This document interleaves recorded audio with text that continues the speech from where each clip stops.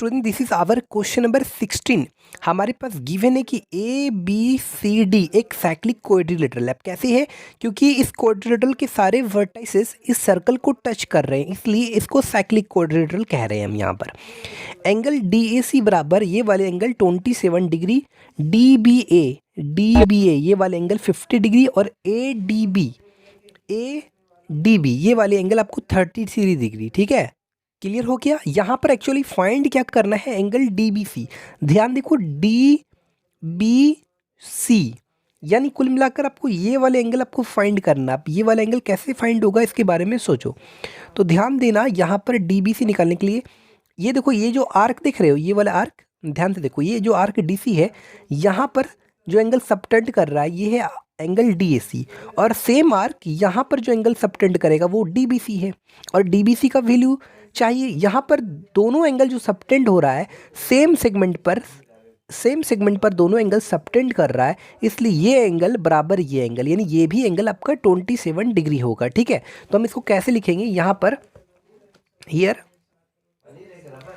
Angle D ए सी बराबर होगा, angle D ए सी बराबर आपका डी बी सी बराबर कितना होगा, 27 डिग्री। रीज़न क्या लिखिएगा आप, यहाँ पर रीज़न लिख लीजिएगा अपना, जो रीज़न है क्या लिखिएगा, angle in the same segment are always equal. ठीक है, ये चीज़ आप यहाँ पर रीज़न में डाल लोगे तो हमारा पहला नंबर अगर देखा जाए तो ये फाइंड हो गया है 27 डिग्री, पहला नंबर कंप्लीट हो गया डीबीसी का वैल्यू।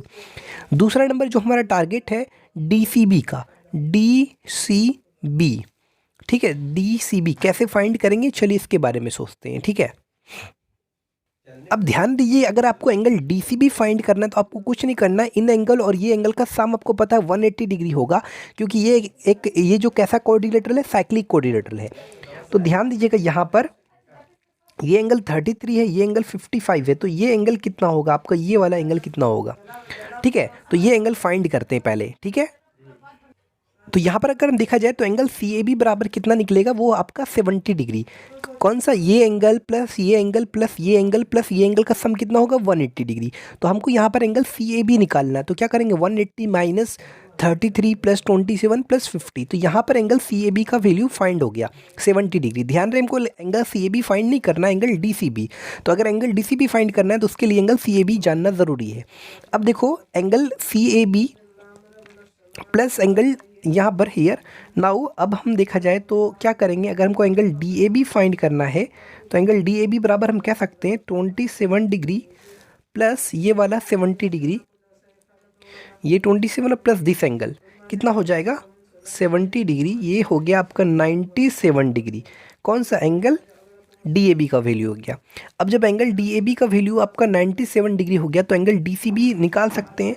तो angle D C B plus angle D A B बराबर क्या होता है, 180 डिग्री। अब कैसे होता है लिख लीजिए ना, sum of pair of opposite angle of cyclic coordinator is 180 degree. Reason डाल देना यहाँ पर। तो डी सी बी का वैल्यू कितना निकलेगा, तो डी सी बी बराबर होगा प्लस 97 डिग्री बराबर 180 डिग्री। तो एंगल डी सी बी बराबर 180 माइनस 97 डिग्री। ध्यान रहे, एंगल डी सी बी का जो वैल्यू निकलेगा दैट विल बी 10 में 7 गया 3, 7 में 9, 83 डिग्री। ये आपका डीसीबी का वैल्यू होगा। कोई दिक्कत, नो प्रॉब्लम। ध्यान यहाँ पर आप दीजिएगा, यहाँ पर एंगल सी ए बी का वैल्यू फाइंड करना भी था हमको, यानी पहला वाला तो हमने यहाँ पर निकाल दिया ये स्टेप में, और थर्ड वाला यहाँ पर हमने निकाल दिया, और फोर्थ वाला यानी जो कि हमारा डी सी बी है, सॉरी फोर्थ वाला बोल रहे, पहला थर्ड और ये वाला सेकंड पार्ट हमने निकाला। ये हमारा सेकंड पार्ट है और ये हमारा सी ए बी यानी थर्ड पार्ट है, और ये हमारा पहला पार्ट हमने फाइंड किया। कुल मिलाकर तीनों हमने फाइंड कर लिया इजी वे में। ठीक है, कोई दिक्कत, नो प्रॉब्लम। ये जो 17 पार्ट है इसमें ये वाली फिगर, ये एंगल 80 डिग्री है और ये एंगल 40 डिग्री। एक्चुअली आपको फाइंड, यहाँ पर आप क्वेश्चन देखोगे तो ये वाले एंगल फाइंड करना है आपको, डी सी ई और ए बी सी। तो यहाँ पर हमने डी सी ई ये वाले एंगल फाइंड करना है। तो ध्यान रखें, यहाँ पर डी सी ई फाइंड अगर आपको करना है तो कैसे फाइंड करेंगे, यहाँ पर आप क्लियरली देख सकते हैं। ध्यान रहे ये वाले एंगल आपको कैसे फाइंड करना है, कौन सा, डी सी। अब देखो ये आपका अगर देखा जाए तो ये आपका डायमीटर है, और डायमीटर जो होता है सेमी सर्कल पर जो एंगल सबटेंड करता है वो 90 डिग्री होता है। अब ध्यान रखना ये अगर 90 है और ये 40 है तो 90 + 40 और ये एंगल निकल जाएगा 50 डिग्री आराम से। उसके बाद हमारे बोला ए बी सी फाइंड करने, कौन सा अगर देखोगे तो ए बी सी बोला है, तो ए बी सी यानी ए बी सी यानी ये वाले एंगल फाइंड करना है आपको, ठीक है।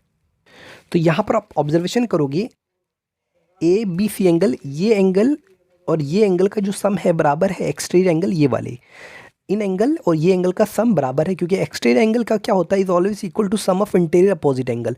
तो angle D C B plus angle A B C बराबर क्या होगा 180 डिग्री। यहाँ पर 180 नहीं होगा 80 होगा, इन दोनों का सम क्या होगा एक्सटीरियर एंगल की इक्वल होगा। तो यहाँ पर रीज़न लिख लेना, exterior angle is always equal to sum of interior opposite angle. तो यहाँ पर A B angle D C B का वैल्यू ऑलरेडी हम निकाल चुके हैं, कौन सा, डी सी ई बोलो या डी सी बी बोलो, कितना निकालें 50 डिग्री। तो यहाँ पर ए बी सी का निकल गया 180 - 50, 180 नहीं है 80, 80 - 50 इक्वल टू 30। तो ये वैल्यू निकल गया।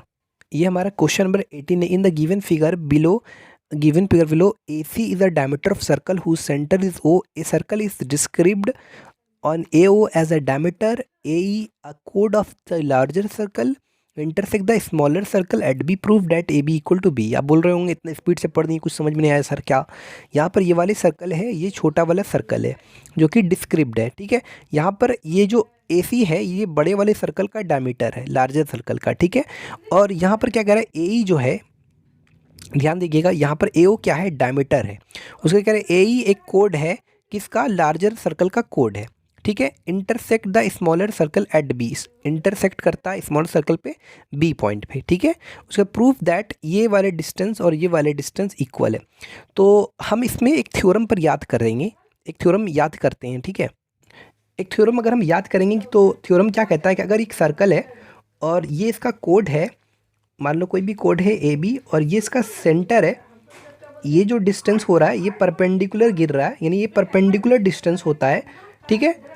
अगर ये परपेंडिकुलर है तो ये कहता है कि perpendicular line drawn from the centre, यानी सेंटर से जो परपेंडिकुलर लाइन ड्रॉ होगा गिरेगा इस कोड ए बी को बाइसेक्ट करेगा, ये थ्योरम कहता है।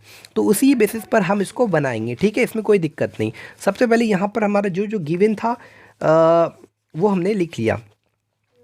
उसके बाद हमने यहाँ पर to proof A B equal to B, अब हमने यहाँ पर कुछ नहीं किया, यहाँ पर प्रूफ स्टार्ट किया। देखो एंगल ए बी ओ कितना होगा, वो उसका जो वैल्यू होगा वो 90 डिग्री होगा। अब कैसे होगा, तो देखा जाए तो ए बी ओ बराबर 90 डिग्री कैसे, ठीक है। ध्यान दीजिएगा यहाँ पर क्लियर तरीके से ध्यान दीजिएगा, ये जो सर्कल का, ये छोटे वाले जो सर्कल का डायमीटर ए हो, ये डायमीटर इस सेमी सर्कल पर जो भी एंगल बनेगा वो 90 डिग्री बनेगा। तो ए बी ओ बराबर 90 degree, angle in a semi circle is a right angle. तो एंगल ए बी ओ बराबर 90 डिग्री, तो angle O B is also 90 degree. तो यहाँ पर आपने पाया कि ए बी ओ बराबर ओ बी बराबर 90 डिग्री, यानी कुल मिलाकर ये चीज़ प्रूव हो गया कि ये जो ओ बी है ये परपेंडिकुलर लाइन है फ्रॉम दी सेंटर, यानी परपेंडिकुलर फॉर्म में गिर रहा है इस ए पर, ठीक है। ये चीज़ प्रूव हो गया। तो हम कह सकते हैं कि ओ B is perpendicular on A B, not A B, actually we have to right here ए ई। तो हम कह सकते हैं हेंस ए बी बराबर B, perpendicular line drawn from the centre to a code bisects the code, ठीक है। ये चीज़ आपका क्लियर हो गया, ठीक है student. This is our question number 19। In the following figure if angle B A D equal to 96 degree find angle ये वाले, prove that A D is parallel to B C, not BC, I'm so sorry for that, actually it is AD is parallel to EF which is given, already given figure में हमारा ये वाला angle 96 degree दिया हुआ है। यहाँ पर लिखा है यार, चूँकि सिंस ABCD साइक्लिक क्वाड्रेटल तो इन दोनों का सम कितना होगा 180 डिग्री के बराबर होगा, ठीक है। यानी angle DAB plus angle BCD बराबर कितना होगा 180 डिग्री, क्योंकि आपको पता है कि sum of opposite angle of a cyclic quadrilateral is 180 degree. तो एंगल BCD का वैल्यू निकल गया आपका 84 डिग्री, क्लियर तरीके से पता चल गया। ध्यान रहे यहाँ पर हमको BCD निकालना था, BCD निकल गया। दूसरा हमारे को यहाँ पर BFE निकालना है, तो BFE यानी ये वाले साइक्लिक क्वाड्रेटर की बात करेंगे। यहाँ पर चूँकि BCEF इज अ साइक्लिक क्वाड्रेटर तो BFE निकालना था, तो BFE प्लस BCE इनका जो सम है वो कितना है 180 डिग्री। अब BC is already actually BCE हम ऑलरेडी फाइंड किए हैं अभी जस्ट। ध्यान रहे, आप सोच रहे होंगे कि BCE बराबर 96 कैसे आया, तो ध्यान दीजिएगा ये जो DCB है, ये जो BCD एंगल है, ये आपका 84 है और ये पूरा 180 में 84 जाएगा, तो ये जो एंगल बचेगा BCE जो बचेगा वो कितना बनेगा 96। तो BFE भी आपका वैल्यू निकल गया, दोनों का वैल्यू सेम आया, BCD और BFE का, ठीक है। खैर हमारा ये वाला पार्ट तो वन पार्ट क्लियर हो गया, एक तो आपका BCD बोला था और ये दूसरा बोला था BFE। तीसरा दूसरा क्वेश्चन है कि आपको प्रूफ करना है कि proof that AD is parallel to EF। अब देखो ये वाली लाइन और ये वाली लाइन अगर पैरेलल तभी होते हैं, मान लो अगर ये लाइन और ये लाइन पैरेलल आप बोलोगे, और ये अगर ट्रांसवर्सल लाइन है और ये वाले angle sum of interior angle on the same side is always 180 degree. Transversal line के सेम साइड में जो एंगल होता है उनका सम हमेशा 180 डिग्री होता है। अगर ये दोनों एंगल का सम 180 डिग्री आपने प्रूफ कर दिया तो आपका ये ऑटोमेटिक प्रूफ हो जाएगा कि ये दोनों लाइन क्या है, पैरेलल है। ये चीज़ आपको पता है। ध्यान रहे, अगर हमको AD और EF पैरेलल प्रूफ करना है तो उसके लिए आपको ये वाले एंगल, ये मान लो AD, तो अगर ये ट्रांसवर्सल लाइन है, अब अगर ये वाले एंगल और ये वाले एंगल का सम अगर हमने 180 डिग्री प्रूफ कर दिया तो उस केस में AD पैरेलल हो जाएगा EF के, किस पैरेलल, और ये AF ट्रांसवर्सल। अगर ये ट्रांसवर्सल लाइन में जो एंगल बन रहा है, ये एंगल और ये एंगल, उन दोनों एंगल का सम 180 डिग्री हो जाए तो उस केस में AD पैरेलल हो जाएगा EF के। तो वही चीज़ हमने यहाँ पर किया है, ठीक है। आप क्लियर तरीके से देख, तो हमने एक चीज़ ऑब्जर्वेशन किया है कि ये 96 डिग्री और EFA कितना है हमारा, EFA बोलो या EFB बोलो 84 है, तो हमने इन दोनों का सम किया यहाँ पर, तो देखा 180 डिग्री आ गया। तो फिर हमने यहाँ पर रीज़न लिख लिया, चूँकि sum of interior angle on the same side is 180 degree, so AD is parallel to EF। ये चीज़ प्रूव हो गया। Please subscribe our channel, if you like it then please share and subscribe, and also follow me on Instagram if you have any doubt in mathematics. Thanks for watching this video.